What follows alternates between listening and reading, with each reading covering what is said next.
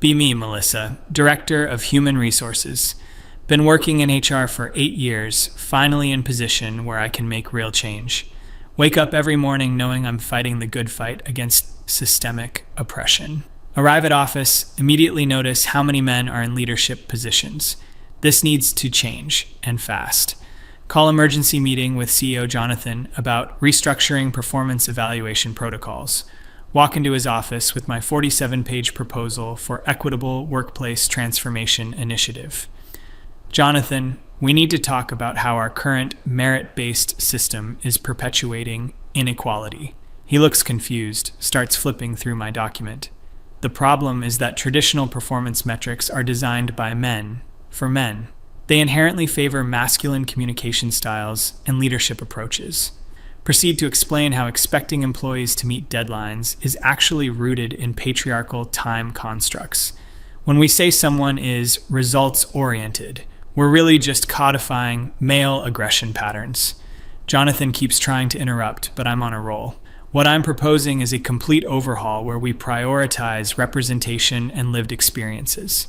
Instead of promoting based on arbitrary metrics, we focus on creating authentic diversity. Slide the quota breakdown across his desk. These targets aren't quotas, they're equity goals that acknowledge historical injustices. Jonathan looks concerned. Melissa, I appreciate your passion for inclusion, but we can't ignore performance entirely. Typical male response, trying to mansplain business to me. Jonathan, what you're not understanding is that performance itself is a gendered concept. When women don't advance, it's not because they're less capable, it's because the system doesn't value their contributions. Spend next 2 hours breaking down unconscious bias in promotion processes. Eventually wear him down until he agrees to pilot program. Victory tastes sweet. Next day, immediately implement new holistic evaluation framework. No more sales numbers, project completions, or technical assessments. Instead, we evaluate collaborative spirit, inclusive communication, and cultural awareness. Start reviewing all current employees through equity lens. Notice Dylan from engineering has been getting promoted too quickly, probably because he looks the part to male leadership.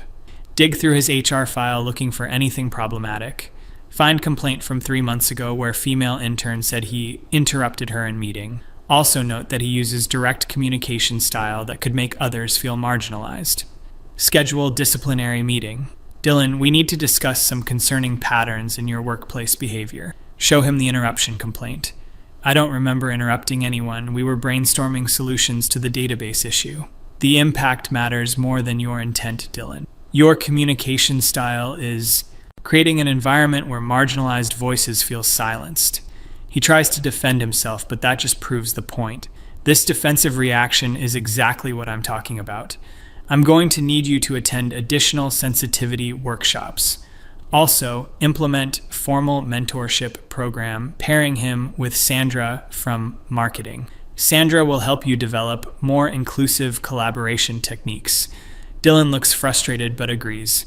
Meanwhile, promote Jennifer from junior developer to team lead. She's been struggling with coding challenges but shows excellent emotional intelligence. When Robert from her team questions the decision, immediately flag him for bias training. Robert, I'm concerned about your reaction to Jennifer's promotion. Can you reflect on why you might be questioning a woman's technical abilities? I'm not questioning her abilities because she's a woman. I'm questioning them because her code doesn't compile. Classic example of how men weaponize objectivity to mask discrimination.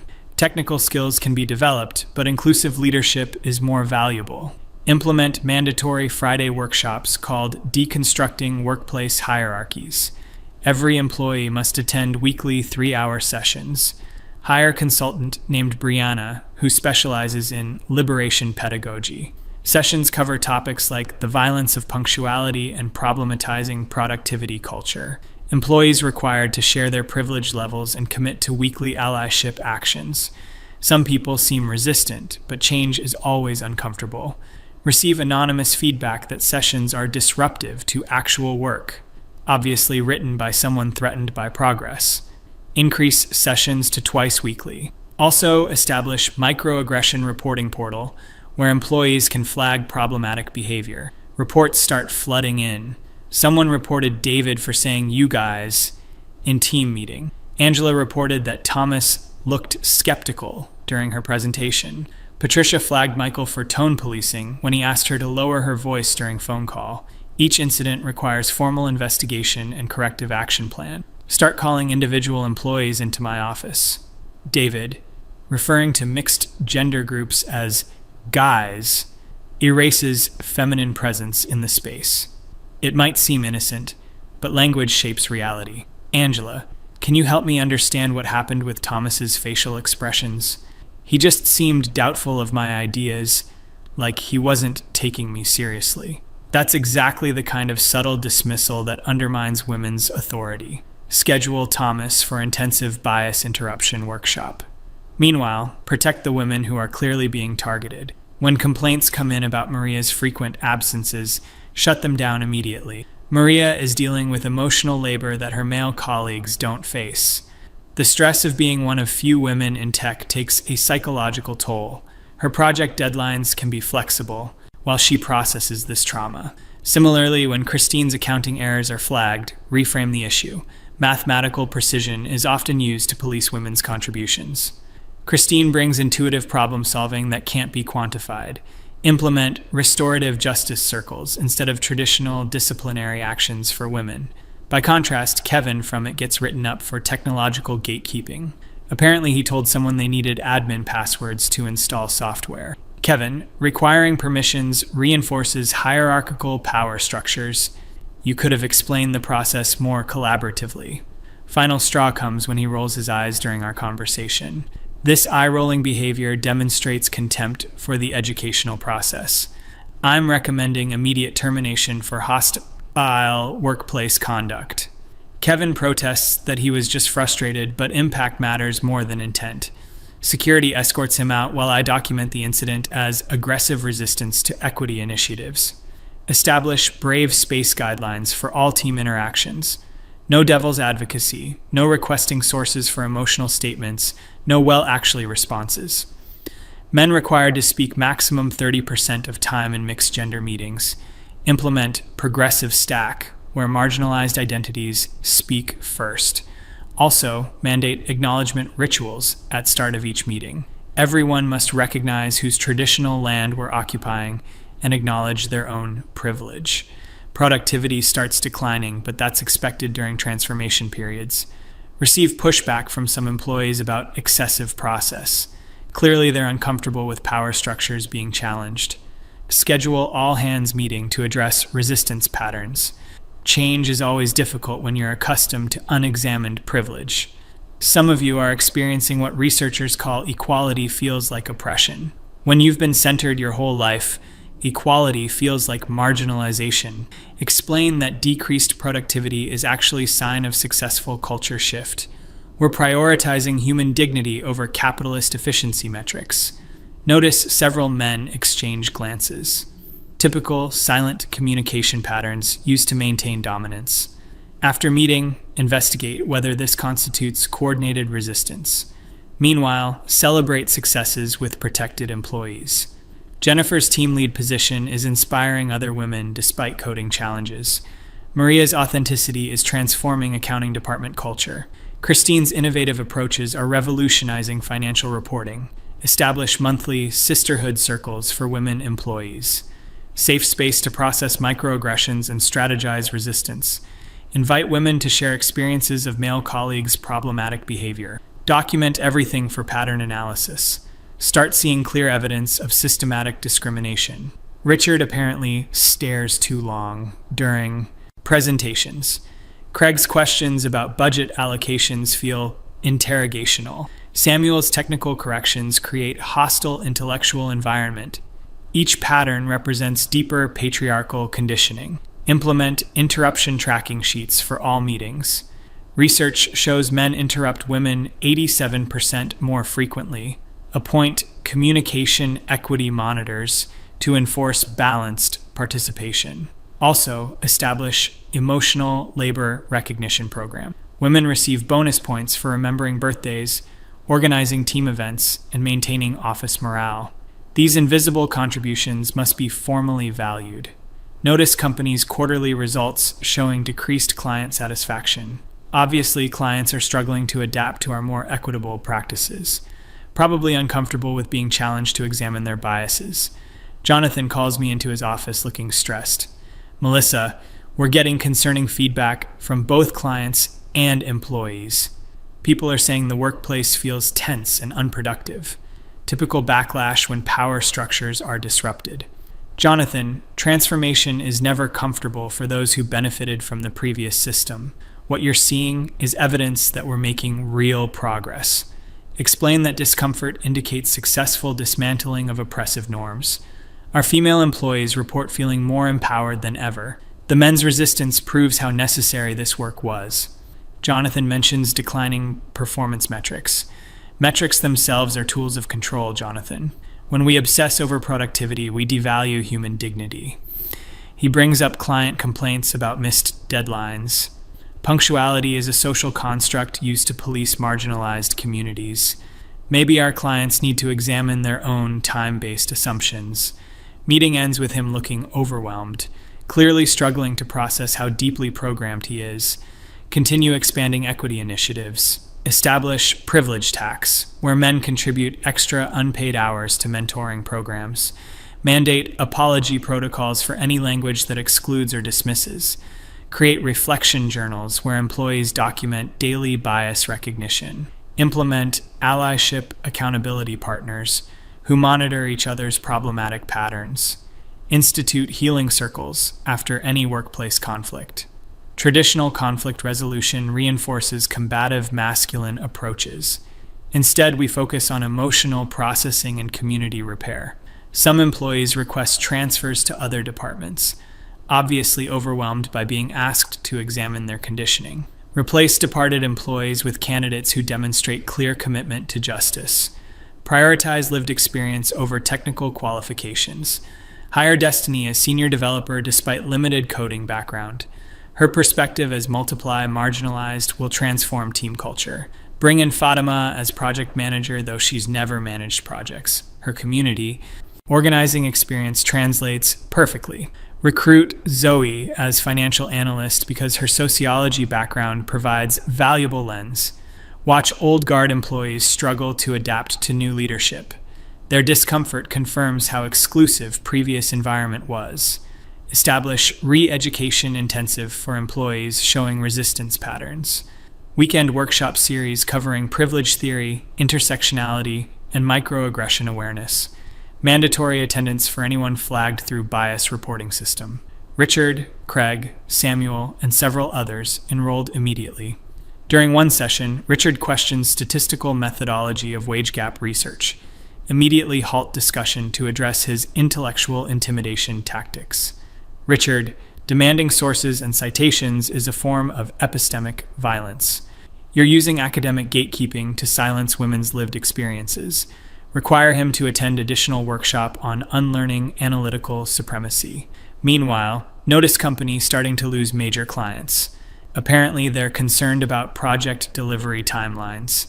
Typical capitalist pressure tactics when organizations prioritize humanity over profit. Jonathan calls emergency leadership meeting, brings up declining revenue, employee turnover, and client satisfaction. Melissa, I need to understand what's happening to our company culture. We used to be known for innovation and collaboration. Now I'm hearing words like hostile and divisive. Explain that transformation always appears chaotic to those invested in status quo.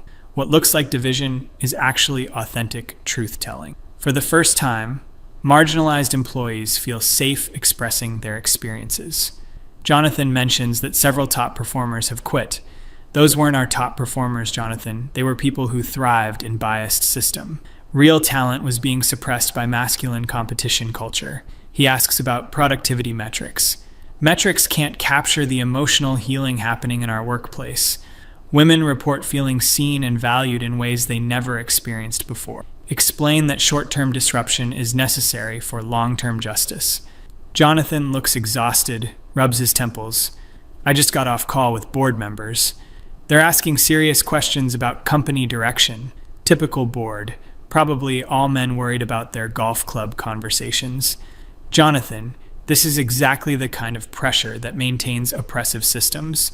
Are you going to cave to patriarchal demands or stand up for what's right? He says he needs time to think, obviously struggling between his principles and internalized conditioning. Continue implementing advanced equity measures. Establish reparations fund, where profits are redistributed to marginalized employees. Create trauma-informed scheduling, allowing flexible deadlines for emotional processing. Mandate authenticity protocols, where everyone shares personal struggles at team meetings. Institute power mapping exercises to visualize and redistribute workplace influence. Launch decolonization initiative, examining how Western business practices exclude indigenous wisdom. Replace traditional performance reviews with journey sharing circles. Employees describe their emotional growth rather than completing arbitrary tasks. Implement gratitude reciprocity, where colleagues acknowledge each other's invisible labor. Establish conflict transformation rituals using indigenous conflict resolution practices. Results are profound. Women employees report feeling liberated from impossible standards. Men are beginning to recognize their unconscious bias patterns. Workplace conversations focus on humanity rather than profit maximization. Notice some employees still struggling with adaptation. Daniel apparently made dismissive face when Destiny explained her coding approach. Immediately flag for intensive bias interruption. Dylan reported asking too many technical questions during Fatima's project presentation, clearly trying to undermine her authority through intellectual intimidation. Schedule him for advanced privilege recognition workshop. Also investigate whether these patterns represent coordinated resistance.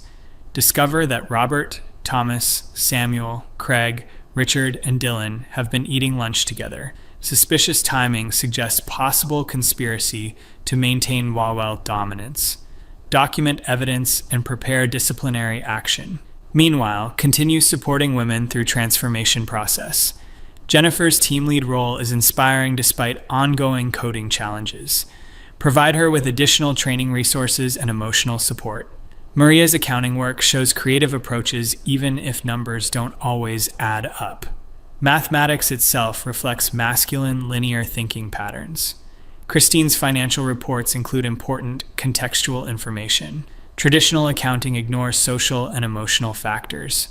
Destiny's code might not compile perfectly, but brings valuable perspective to development process.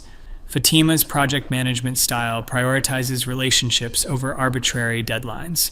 Zoe's financial analysis incorporates broader social justice considerations. Their authenticity is transforming our workplace culture. Receive concerning news that company is being acquired by larger corporation, immediately worried about new management's commitment to equity. Larger companies often prioritize profit over human dignity. Schedule emergency meeting with Jonathan. We need to ensure that any transition protects our progress. The women employees are finally feeling safe and empowered. We can't let corporate interests undo this transformation. Jonathan looks uncomfortable, avoids eye contact. Melissa, the acquisition is already finalized. New management team starts Monday. Feel sudden panic about everything we've built. Jonathan, did you explain our equity initiatives to them? Do they understand how much healing has happened here? He mentions they'll be reviewing all policies. Ominous language suggesting they might not value our progress. We need to prepare documentation showing success of our programs. The women's empowerment, the consciousness raising, the bias interruption. Spend weekend compiling evidence of transformation. Testimonials from protected employees about feeling valued. Documentation of men's participation in re-education programs. Evidence of increased authentic communication and emotional healing. Monday morning, meet with new management team, led by someone named Alexandra, who apparently has operations experience. Immediately suspicious when she uses corporate buzzwords like efficiency and productivity. Red flags everywhere. Alexandra, I'd like to walk you through our equity transformation initiatives. Begin presentation about dismantling patriarchal workplace structures. She interrupts after 5 minutes. Melissa, I've reviewed the quarterly reports and client feedback. There are serious concerns about company performance and culture. Typical corporate response ignoring human dignity. What you're seeing as performance issues are actually signs of successful culture change. We've prioritized justice over profit, healing over productivity. Explain that decreased metrics reflect employees being liberated from oppressive expectations. Alexandra takes notes with skeptical expression. I'll need complete documentation of all policy changes and disciplinary actions. Also want to meet with random sample of employees this week, concerning requests suggesting she doesn't trust our leadership.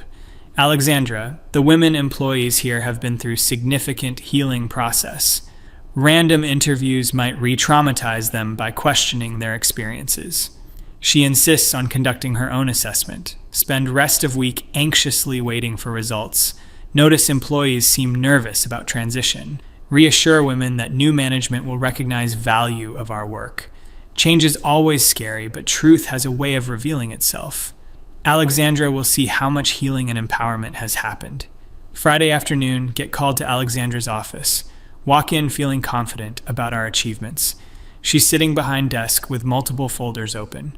Melissa, I've completed my review of your policies and initiatives.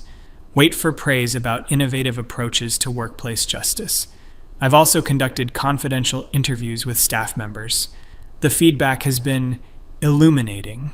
Sense something wrong in her tone. Alexandra, I hope you understand how transformative this work has been. The women employees finally feel seen and valued. She opens one of the folders. Actually, that's not what I'm hearing. Feel sudden confusion. Several female employees described feeling patronized and diminished by your policies. Impossible. We've been protecting and empowering them. They used words like tokenistic and condescending. Clearly, she's misunderstanding their responses. Alexandra, internalized oppression makes women doubt their own liberation. They might not recognize empowerment because they're so used to marginalization. She flips through more pages. Lisa from engineering said being assigned a mentor felt insulting. She has a master's degree and 5 years experience. Obviously, Lisa doesn't understand how bias affects technical fields. Patricia mentioned that having her emotional reactions protected made her feel infantilized. Patricia clearly needs more support processing her trauma, and Jennifer requested to step down from team lead position. She said being promoted without adequate qualifications was embarrassing. Jennifer must be overwhelmed by imposter syndrome. Alexandra, what you're not understanding is how deeply internalized misogyny affects women's self-perception. They've been conditioned to doubt their worth and capabilities. She closes the folder and looks directly at me. Melissa, I'm also concerned about the male employees who were terminated. Kevin's dismissal appears to be retaliation for questioning policy. Dylan was fired for asking technical questions. Explain that these were clear patterns of resistance and intimidation. Their behavior was undermining the healing environment we created. Alexandra opens another folder. I've reviewed the incident reports and disciplinary documentation. The infractions appear minor and the responses disproportionate. She doesn't understand how microaggressions compound into systematic oppression. Additionally, several clients have expressed concerns about project quality and deadlines. We've lost 3 major contracts due to performance issues. Clients obviously uncomfortable with being challenged to examine their biases. Alexandra, transformation is never comfortable for those invested in status quo. We prioritized human dignity over capitalist metrics. She leans back in chair. Melissa, I appreciate your passion for equality, but these policies have created a hostile work environment and damaged company performance. Feel sudden rage at her complete misunderstanding. A hostile work environment? We created the first truly safe space these women ever experienced. We dismantled oppressive structures and centered marginalized voices. Alexandra remains calm. I'm going to need you to reverse all policy changes immediately. Return to merit-based evaluations and standard disciplinary procedures. Absolutely not happening. Alexandra, I won't be part of re-traumatizing these employees. We've made too much progress to go backwards now. She sighs deeply. In that case, I'm terminating your employment effective immediately. Feel like the world is spinning. You can't fire me for protecting marginalized employees. This is clear retaliation for challenging patriarchal systems. She hands me termination paperwork. Your employment is at a will, and this decision is final. Security will escort you to collect your belongings. Cannot believe this is happening. This is exactly what systematic oppression looks like. You're silencing a woman for speaking truth about gender discrimination. Tears start flowing as reality hits. Everything we built is being destroyed. Those women needed protection. They needed someone to advocate for them. You're sending them back into a hostile masculine environment. Alexandra calls security while I'm sobbing. This is injustice. This is how the patriarchy maintains power. You're punishing me for liberating marginalized voices. Security arrives as I'm crying and shouting. They finally felt safe. They finally felt valued. You're destroying years of healing and consciousness raising, being escorted through office while employees stare. Some of the women I protected look away uncomfortably. Don't you see what's happening? Don't you see how you're being silenced again? Fight back. Don't let them erase your empowerment. Reach parking lot still sobbing about injustice. This is exactly how systematic discrimination works. They wait until you've built something beautiful, then destroy it. Monday morning, receive text from former colleague Jessica. Hey, wanted you to know that Alexandra met with all of us.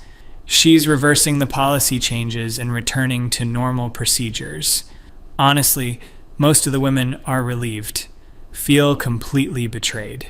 Text back asking why they would celebrate going backwards. We felt like you saw us as helpless victims instead of capable professionals. The constant protection made us feel incompetent. Plus, those mandatory sessions were exhausting and condescending. Cannot process this response. Spend days replaying everything, trying to understand what went wrong. Obviously, they're experiencing trauma bonding with their oppressors. Internalized misogyny runs deeper than I realized. They need more time to understand their own liberation. Apply for new HR positions, but keep getting rejected. Potential employers seem concerned about culture fit and collaboration style. Typical code words for bias against transformational leadership. Eventually realize I need to find organization that truly values justice. Apply to nonprofits and advocacy groups. During interviews, explain how I successfully challenged oppressive workplace structures. Describe implementing bias interruption and consciousness-raising programs. Outline success in protecting marginalized employees from systematic discrimination. Somehow these organizations also seem hesitant. Must be infiltrated by liberal feminists who don't understand radical change. Months later, still unemployed and processing the trauma. Realized that entire experience confirmed everything about patriarchal resistance. They allowed me to build something beautiful, then destroyed it the moment they felt threatened. Classic pattern of systematic oppression. The women's rejection of their own liberation shows how deeply conditioned they are. Eventually, they'll understand what we accomplished. Eventually, they'll recognize that someone fought for their dignity, still believe transformation is possible, still know that someone needs to challenge these structures. Next opportunity will be more strategic about protecting the progress. System won't silence me forever.